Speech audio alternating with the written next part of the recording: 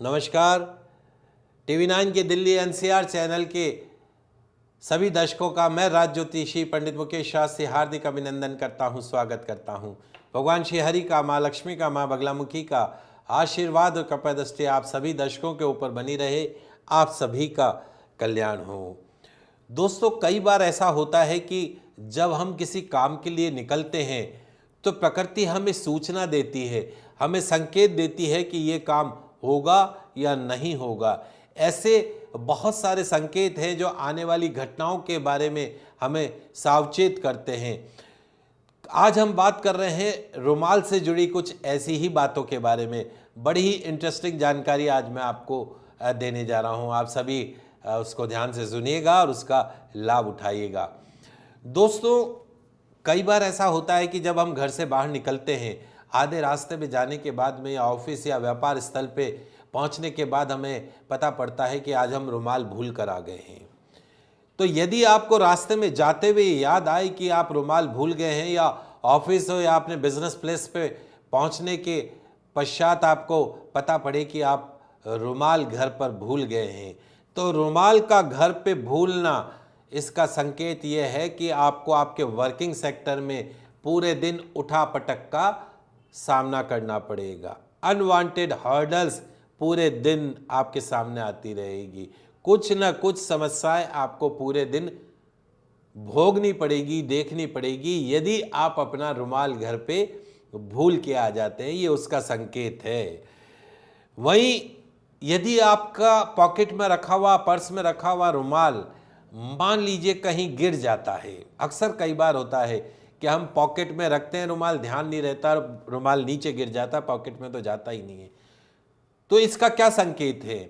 Pocket में रखा हुआ रुमाल यदि कहीं गिर जाता है तो समझिए कोई अशुभ घटना आपके साथ घटित होने वाली है।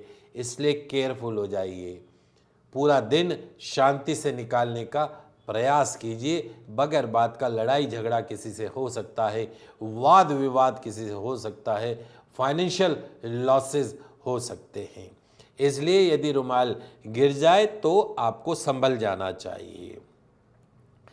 ध्यान रखिए, रुमाल को हमेशा अपने पॉकेट, अपने पर्स में रखें तो तह करके रखिए। जैसा मैंने आपको पहले भी बताया, हमेशा रुमाल को जब आप अपने पॉकेट में रखो तो उसको 4 फोल्ड या 6 फोल्ड करके रखना चाहिए। हमेशा सम संख्या में कम से कम 4 फोल्ड का रुमाल अवश्य हो या 6 फोल्ड का हो। सम संख्या में रखा हुआ रुमाल आपके पूरे दिन में गुड लक बनाए रखता है।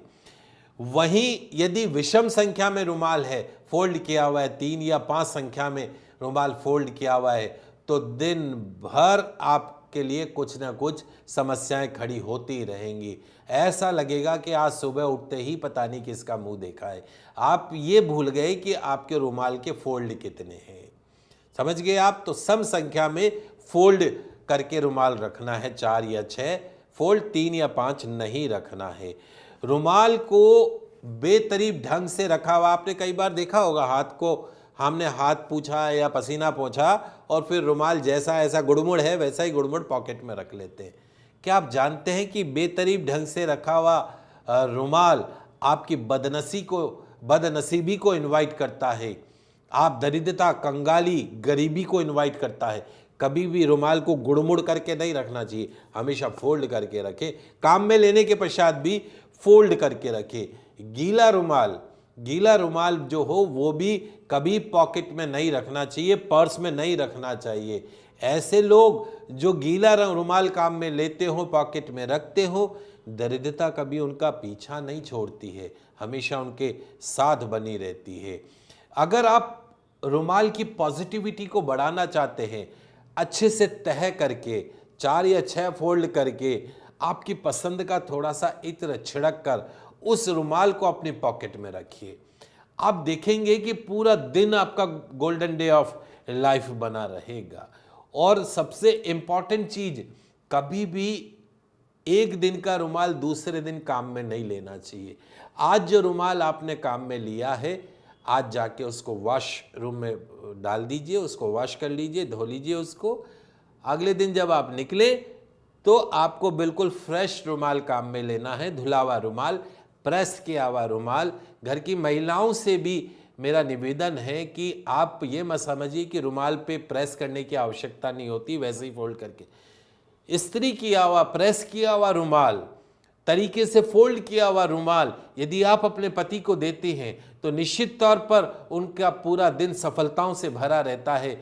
आपकी एक छोटी सी मिस्टेक आपके पति के दिन को खराब कर सकती है। इसलिए रुमाल हमेशा प्रेस किया हुआ, अच्छे से फोल्ड किया हुआ, धुला हुआ रुमाल ही अपने बच्चों को, अपने पति को देना चाहिए। आप सभी महिला दर्शक इसका लाभ उठाइएगा। आगे आने वाले एपिसोडों में वास्तु सम्मत और भी नई नई जानकारी हम आपको देते रहेंगे। तब तक देखते रहिए TV9 का दिल्ली NCR चैनल। मुझे दीजिए इजाज़त, खुश रहिए, अपना ख्याल रखिए। जय श्री कृष्णा, जय माता की, जय श्री हरि।